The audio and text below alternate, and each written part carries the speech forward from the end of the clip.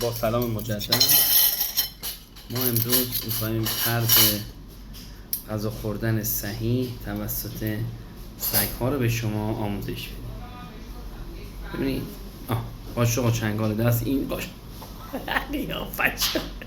این چنگال بشقاب رو میکشین جلاتون، قشنگ غذا آکو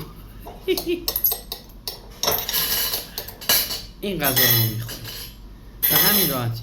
آخر هر غذا آیا امیر بی‌زحمت یه دستمال به من بدین، دستتون در نگه. جناب امیری ممنونم، خیلی مخلصم جناب.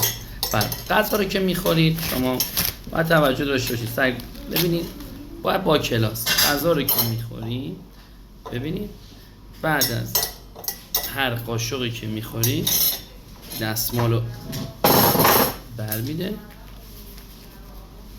دوره لب رو پاک میکنید و دوباره دستمال میده و دوباره شروع میکنید به غذا خوردن.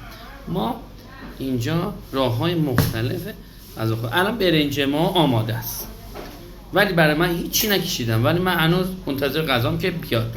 امروز جای شما خالی، ما تن ماهی داریم و غذای ما ساعت 12:30 آماده است. جزء روزای خیلی جالبیه.